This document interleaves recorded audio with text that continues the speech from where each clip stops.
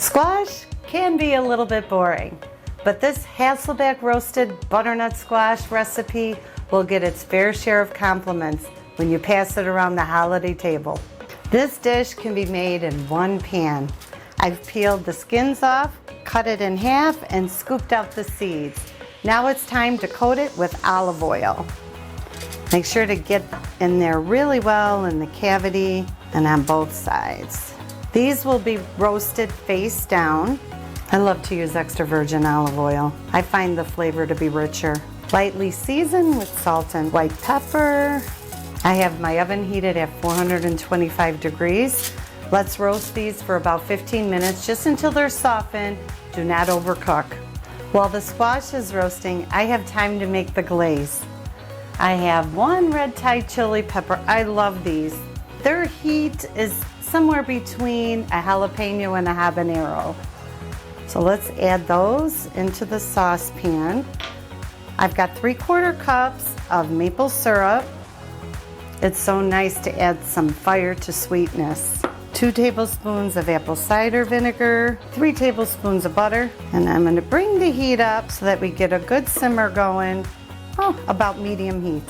We'll stir this occasionally, and you want this mixture to get thick enough where it coats the back of a spoon. What makes this dish so unique is the cutting technique. It was developed by a chef at the Hasselback Hotel in Sweden. And as you can see, I have 2 chopsticks, one on either side of the squash, and I'm making precise cuts. The chopsticks are there to prevent you from cutting all the way through the squash. We want it to be nice and opened up. Your squash will look like an accordion, and it's super impressive too. I've scooped out the red Thai chili pepper pieces. We just needed those in there to flavor the glaze. Now I'm going to put the glaze right on top of the squash. We want to use about 1/3 of the glaze. Let's save the remainder to be able to baste the squash while it's roasting in the oven.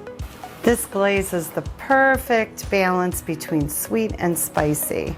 I have to be careful when I make this at home because my husband will sneak a few extra bits of red Thai chili pepper into the glaze. He loves spicy. And don't forget to add your sage leaves. Just put one in between a few of the slices. The sage adds such a nice earthy flavor. It also gets me really excited for Thanksgiving. There we go. Back in the oven, 425 degrees for 45 minutes to an hour. You want them nice and soft and cooked all the way through. This butternut squash dish is so impressive, and I have a sneaking suspicion your guests haven't seen it before. I love to sprinkle some chopped walnuts on top. It gives this dish a little crunch, and I like to lay a few fresh sage leaves on the platter for decoration. Enjoy.